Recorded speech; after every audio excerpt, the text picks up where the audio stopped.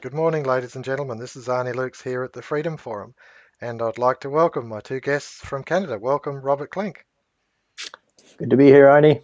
No worries. Pleased to have you, Robert. And Wallace Klinck. Welcome, Wallace. Hi there, honey. I'd rather be there than here. It's freezing. We're not freezing. We've had slow drizzle for the last 48 hours, probably had a 1 inch of rain, and it's mid-teens, mid to high An inch. teens. That's all it is, an inch of rain. Yeah, for us, that's good because this is summer. And our summer rains aren't that regular. In fact, I've seen the paddocks dry because I used to fly up the desert, so I'd fly over the northern paddocks. I'd see them dry in mid-October, but there are still green paddocks out there, and here it is early December, 6 weeks later. So I'd suggest that summer in Australia is going to be quite mild. But that's only my Mhm. point of view, and that's only through observation. Um, Hey, yeah, so it's Well, empirical, empirical, what you can see. Robert, go ahead. I've heard environmentalists, climatologists saying that the Earth is actually greening because there's a tiny bit more carbon dioxide in the atmosphere. They say that the Sahel is much greener than it used to be, and maybe the greenery in Australia is a result of there being a little bit more carbon dioxide for the plants to make use of. hmm Mm. Yeah, interesting comment. Interesting comment. I noted that we've got drought, of course, Western New South Wales, Southern Queensland, out the west Mm. there, and it's been a long and torturous drought for those farmers, and they certainly are frustrated because there seems to be no end in sight, no end in sight to the drought, but also there's no support, and to me that's a really interesting point that governments are actually not doing what they should be doing. Because to me, the idea, the justification for government is that it should actually achieve a purpose. It should actually achieve a benefit for the community. I'm just going to touch on this, just this one article, and then I'll open the floor to discussion. The one article showing 40,000 farmers blockading Berlin. And they're blockading because of the new agricultural policy that obviously emanating from the EU. So anyway, the floor is yours, Wally Klinck. well, I think most of these problems emanate from the fact that we have people in lofty intellectual quarters who are trying to run things from a great distance from the ground. And they simply do not have contact with what is going on as the people, the farmers themselves, are experienced, and they know what the relationships with the soil and which, how to farm and what actually affects the farms. You have idealists or ideologues who are trying to make the world conform to their conception of how things should be. hmm And this, of course, has a drastic effect on human ecology, mm the development of human society. mm.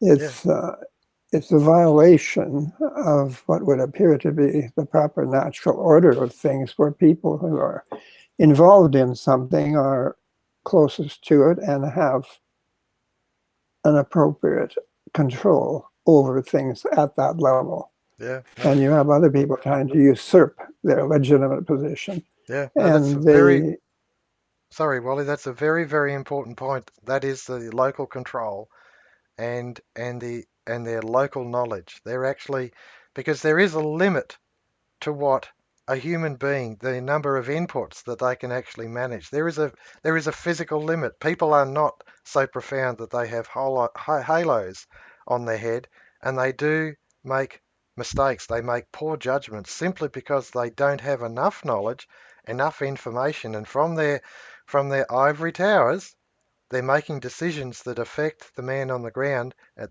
these decisions should never have been made. Your thoughts, Robert Klinck? Well, Marx said in describing agricultural life, he characterized it as the idiocy of rural life. And while these managers, societal managers, might be making mistakes, there has also been an intentional policy of taking people off the land and concentrating them in the cities. And this is going on in virtually every country in the world. It's been a massive transformation in China. You know, it was a rural society, and now people are moving into the cities. They're making a fairly successful transition and not doing that badly in the cities. But, you know, if you are on a plot of land and you can produce your own food, then you're quite an independent individual. If you move into the big city, you no longer are. And in Canada, when Pierre Trudeau was elected back in, that was in 1968, well, he had a Minister of Finance named Edgar Benson, and they published a white paper. And the white paper said that I think they forecast that 2/3 of the farms in Canada would disappear. There would be a concentration of the farming in larger and larger units. And this, you know, this was not an accident. This was a policy that they had foreseen. And it has largely come to pass in Canada. And it's come to pass because of the debt system. Because these poor, you know, these families build up their farms, and then the parents die, and the kids have to pay duty on these things in order to inherit them, and it's just impossible to make the transition from one generation to the next.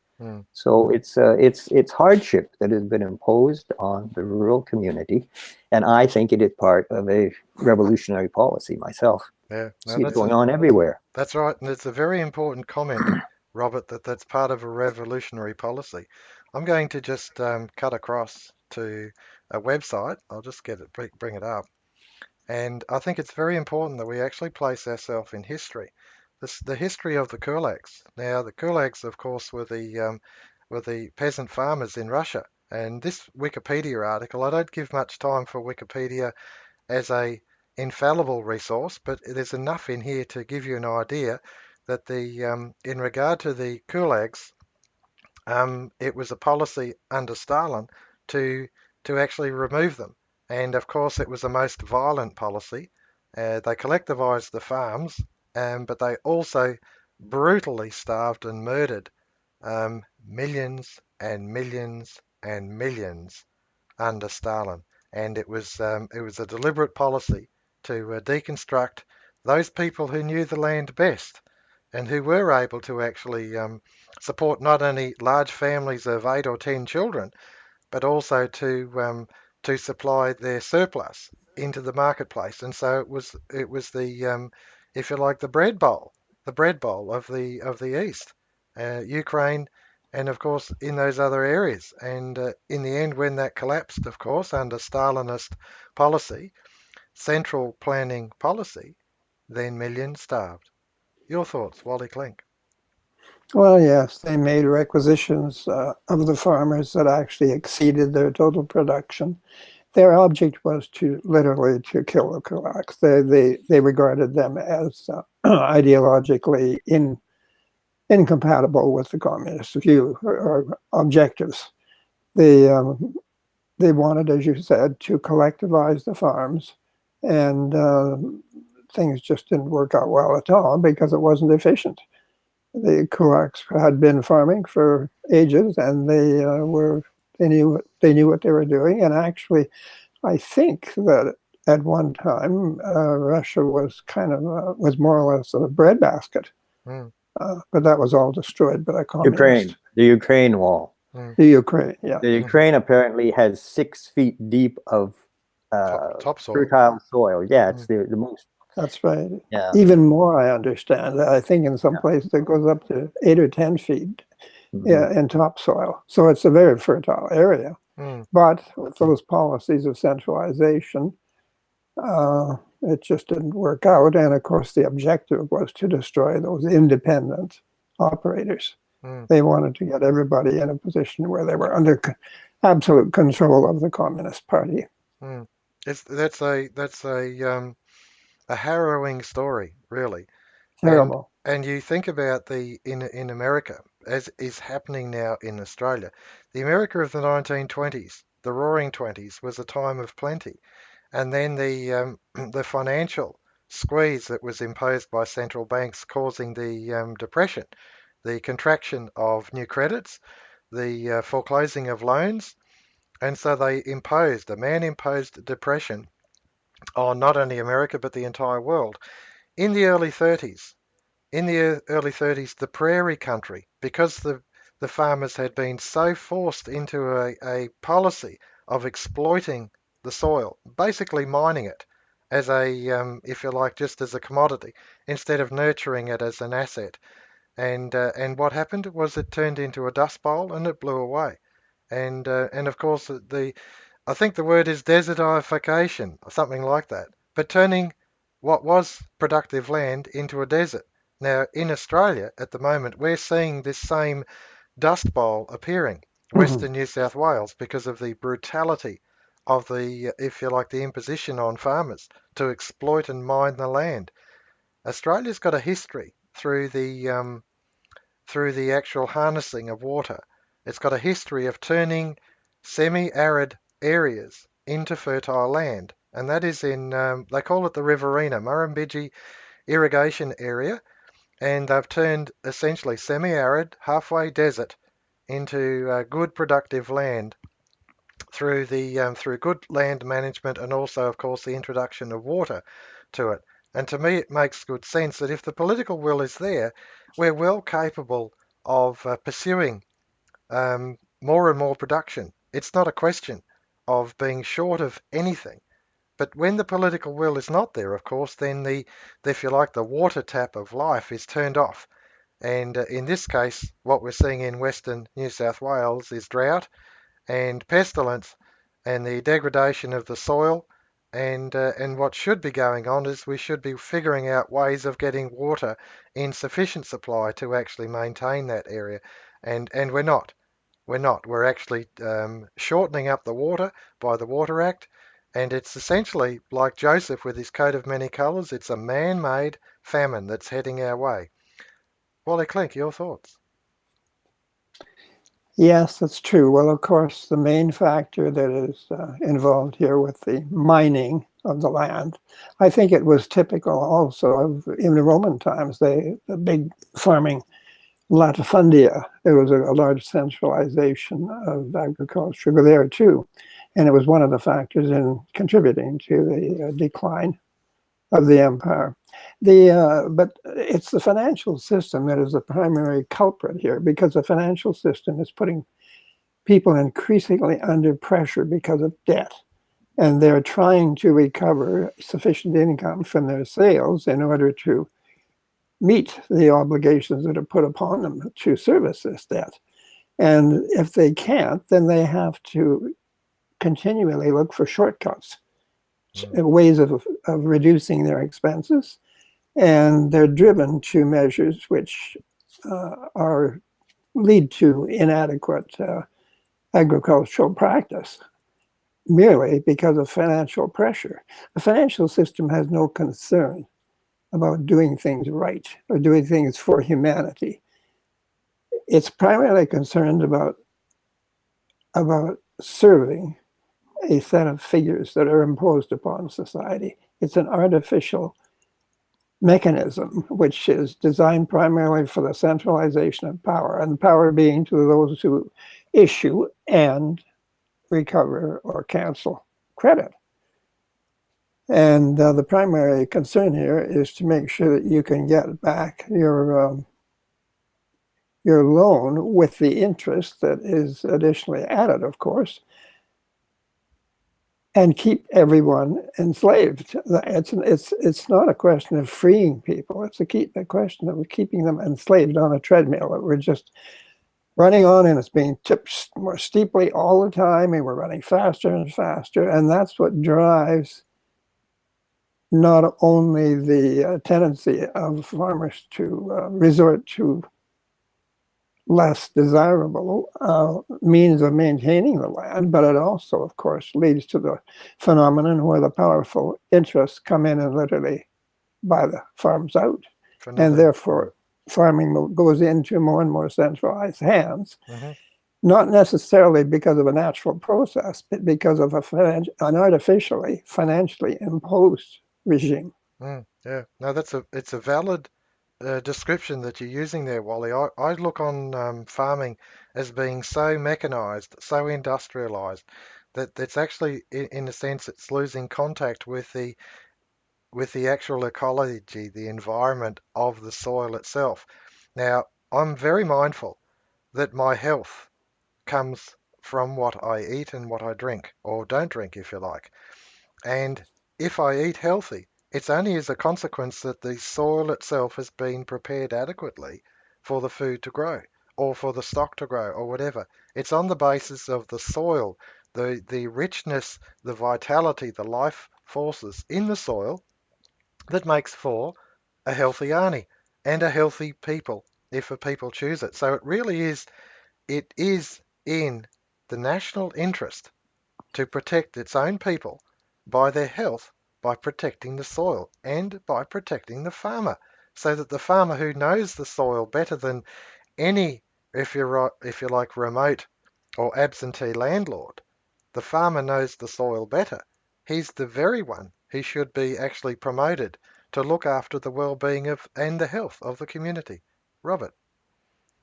Yes, I was just thinking that the agents of the Soviet government who drove the kulaks into poverty and killed so many of them, simultaneously, the financial system was driving farmers off land in North America and probably other countries as well. Mm-hmm. So the revolutionary policy in the Soviet Union was had a counterpart in the Western world, and it was accomplished largely by the financial system. All these poor farmers from Oklahoma, the Okies, who Mm-hmm. got into some truck, maybe being pulled by a horse, because Mm-hmm. they couldn't afford fuel, and they had to leave their land. So the financial system is an agency of revolution as well. Mm. And unfortunately, if you look at human ecology, I would say the major influence on it in our time is the system of money that we have. Everything is referenced to money. Everything practically is done for the purpose of acquiring money, and it is a thing that people have to adapt to the exigencies of the financial system, which is an artificial concoction. It's been created and maintained by people who profit from it. It's got inherent flaws. Unfortunately, people are not aware of some of these flaws. A lot of people contend that the only trouble with the financial system is that it has compound interest built into it, and that is a problem, but it's not the key problem. And the key problem is that there is not an adequate balancing. There's not a balancing, in effect, of consuming capacity with producing capacity. Mm. So the financial system has failed drastically in providing the community with the means of drawing on its productive capacity. Mm. That's very well put, Robert. Thank you for that. That's a very vivid picture. I'm going to just bring in something I think that is important for us to consider. And this is an article written 2005 by Boris Johnson, the current Prime Minister of Britain, going into an election. And he's talking about the actual Labor members in Parliament as having nearly all been privately educated to a very high degree in selected colleges. And he's also highlighting that the bottom 20% of society, and this has been, if you like, misreported. The group that supplies us with shavs, I'll explain shavs in a second, the losers, the burglars, the drug addicts, and the 70,000 people who are lost in our prisons and learning nothing except how to become more effective criminals. Now, shavs themselves, the word shavs, it means council, housed, and violent. So it's obviously a derogatory term of, if you like, and I think in the description I found it to be essentially the football hooligan or something like that. So while Johnson is highlighting that, okay, there is this 20% of what would you call them? Undesirables. That's his description. I'll put my word on his description. But in actual fact, it's class warfare because the undesirables are being, if you like, denigrated, and yet he himself and 90% or better of the politicians are from private schools, are from wealthy, affluent families, are from the upper class. So it really is, he's promoting this class antagonism. And in the end, of course, you've got revolution. Now, we saw what revolution means. We've seen it every time there is revolution.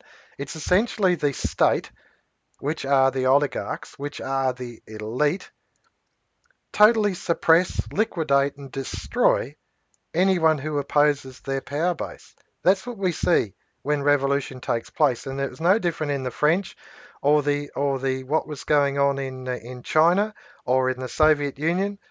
These different revolutions are always the same about a power base, and I note in China at the moment there is some interesting moves up in the upper echelons of very big power players in the China regime who are stepping aside so that it clears the way for Xi Jinping to be the absolute totalitarian ruler of all of China. And it's interesting that the same flaw that's inherent in him securing his power base was demonstrated in the new Australia project, of where utopian Australians went away to found a socialist paradise in Paraguay more than 100 years ago, which again ended up in failure. The fact is demonstrated socialism doesn't work. Totalitarianism doesn't work. Human ecology, or the life of individuals, the life of communities, the life of families, relies on individuals being self-reliant and self-supporting and only coming together for mutual benefit. Wally Klinck. Well, the problem with socialism is its centralization. Centralization means that you're removing the ability of individuals, the creative element in the individual personality. You're inhibiting it. You're making it subservient to the policies that are emanating from above, and you are therefore depriving society of an enormous resource, which could enrich it. And you're preventing these people from developing their capacities in a sustained manner, in a cultural sense, which can be passed on to succeeding generations and to continually enrich society.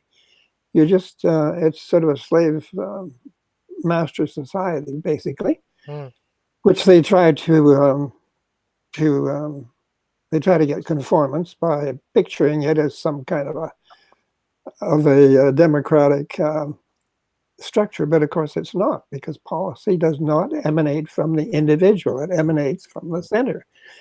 And so it's fundamentally flawed in terms of natural law. Yeah, no, it's just not going to function properly. And this is it's a very crucial aspect of human ecology, because human ecology is the development of humankind, it's society, it's forms and so on.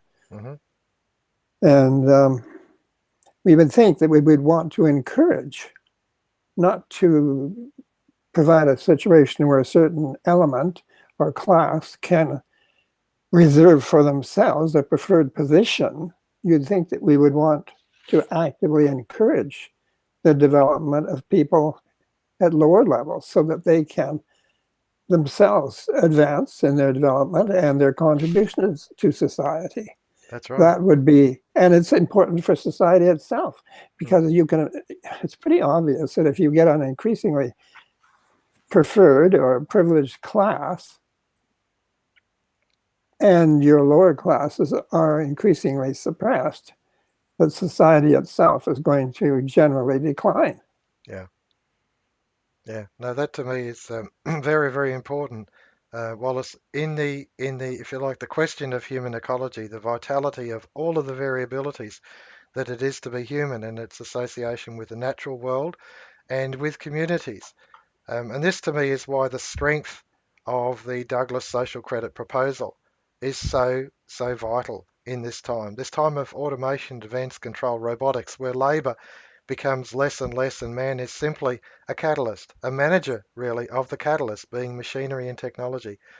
Your thoughts, Robert Klinck?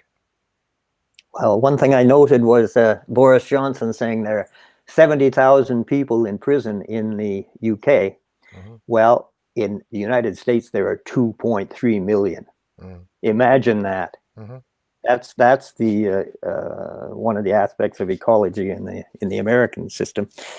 But the socialists contend that we should have collective ownership of the means of production.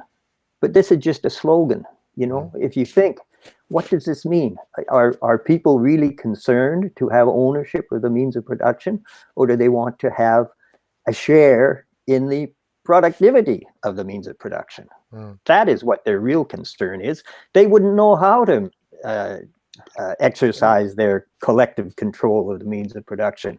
These are technical matters largely. If you have factories and all sorts of modern processes, these have to be in the hands of trained specialists. And the idea that you can have some sort of collective control over these specialists is rather a pipe dream. Mm. You have to have an ability to tell them what you want and to require that they deliver results. But to have ownership of the means of production in the sense in which all members of the community are telling the productive system how it should deliver the results, the how, rather than the results that the community wants. Yeah, no, it's interesting, Robert, because if you like, our land cooperatives, we've seen huge factories built as cooperatives where farmers or producers have got together as cooperatives, but they still aren't able to resolve the issue of providing sufficient spending power into the hands of the community. So to me, it's a demonstration of if you like, the concept. And this to me is why it's most important. You've got to observe what actually happens, what actually transpires, not what's going on in your mind, all these thoughts that are traveling around in your mind, but what actually is an example that you can discern the example. You can look at it and you can say, well, okay, what happened in this um, collectivist? And the thing is that when you say collectivist, in the sense that state has means of control of means of production, what it is it's a demonstration the state being individuals outworking of policy. The state is always individuals outworking of policy. Who are these individuals? Are they so endowed with such a gifts or intellect or thought that they can actually provide all of the answers? When in actual fact, to me, the demonstration of farming is that it's not actually the elite individuals that manage farms well. It's not even the smart people that manage farms well. It's people who know the soil and people who are good with husbandry. And that's not necessarily smart. Some of the most gifted people with animals are not smart at all. But boy, are they gifted. And they are unique. And their insight is profound. And they swamp the intellect of others with what is instinctive within them. And that to me is beautiful to see. All have got something to contribute. All have got something to contribute. And it's not if you like, in the mind of man that he can dream up these utopias. He's actually got to put them into practice and see the outworking of it. It's only when you see the outworking that you say, this is my theory. This is the science that's behind it, and how is the outworking? Is it observable? Is it directionally showing an improvement? And of course, it isn't directionally showing an improvement. Collectivism or totalitarianism, whether it be financial totalitarianism or state totalitarianism, it disempowers the individual to do the very thing that the individual holds in his hand, and that is his creative instinct, his creative intellect, his capacity within himself to be no more than the bloke next door. We're looking at 30 minutes, Wally. We'll just call for closing comments, please. Well, that's right. I mean, if we do have any love for mankind, surely we want to see that spread as widely as possible. Mm. And we don't judge people by their lack of necessarily their lack of academic knowledge. They Mhm. have other talents, as you say. We all have our talents, Mhm. and we should be encouraged to develop them to the benefit of society and ourselves and our families as much as possible. You'll see the great dysfunction now in politics. These politicians are arguing about everything, and it's gridlock. I mean, Mm. they're just getting nowhere. They just spend all their time fighting. Mhm. Instead, they're trying to interfere very often where they should not be interfering. And if you place production under the same type of conditions where you're going to have some kind of a debate every time you do something, Mm. regardless of the expertise of the people who are available to the enterprise, then obviously production itself is going to enter into a state of gridlock. Mm. You That's have right. to have things in their appropriate place. And we have become, because of the financial system, almost entirely placing a barrier between consumption and production and forcing us to go into debt more and more and to be subject to the conditions of operating under debt and servicing debt, so that it's an obsession. We're concerned more with money than we are with living. Yeah. And that is not correct, because money should simply be an abstract facilitator of what we do, a representation of what we do. It should not block our activities. Yeah. And if the money system were corrected so that there were sufficient um, cost liquidating money in the hands of the consumers, who are expected to provide all returns to business, then you would have a balanced economy. You would have one that was not stressed. You would have one where finance was available for businesses to engage in desirable practices, desirable environmental practices, without always involvement of the government getting involved in taxes and subsidies and things that just simply they go beyond the capacity of politicians to even conceive, much less to plan and operate. Yeah. It's business should be able to recover all of its costs from its sales, but it can't do that if the consumer doesn't have sufficient Spending. purchasing power to purchase the product with all of the costs and incorporated at a price. Mm. No, well said. Well, good summary there, Wally. I do note that one of their big farms, I think it's called Cubby Station, is actually shut down because of the drought, and it's in a position I would recognise that it obviously isn't carrying sufficient debt, or those that own it can manage this debt.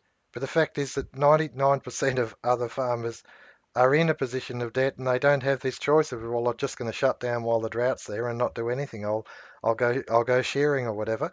They don't have this choice. The financial system forces them to extract more blood from the stone than is necessary, and when in actual fact they shouldn't be extracting anything at all. They should be trying to hold on to the soil and manage it. Yeah. Closing comments, please, Robert Klinck. Well, when an issue arises, people are always being told to think outside the box, but they never think outside the box of the current financial system. And the genius in the past century who did think outside the box was Major Clifford Hugh Douglas. And he came up with original analysis and an explanation of the purposes of a financial system that are so illuminating. And when people look into this and it strikes them, it's just a fantastic thing to see the light go on in their brain. Unfortunately, not many people are seeking their inspiration for their ideas in the writings of Major Douglas. But if people will make an effort to seek them out, they will find that it will take them outside of the box that we're just rotating in perpetually because we can't think in original terms in the area of finance. No worries. Thank you for that, Robert. I'm just going to do a final cut across to the ALOR website, and in the library area here, you'll find I've been building up Jeffrey Dobbs articles over the weekend, but you'll find Clifford Hugh Douglas and virtually all of his major works are there, and there's many, many of them. And that library, of course, is carrying hundreds of books in PDF, which are there for you to go through. It's a free service that we do, and we just encourage you, including the archives that go back virtually 100 years. And I might note that December 1919 is the foreword or the introduction that Clifford Hugh Douglas wrote to the book Economic Democracy, and that next year is the centenary for that. And it's 100 years since he made his observations and he actually placed them in writing for the world to look at. And I think that that was a legacy that we have, and it's there for you to actually participate in and to consider and to think outside the box. Thank you so much, Wally Klinck. Thank you so much, Robert Klinck, for today. Nice to be with you. Thank you again, Arnie.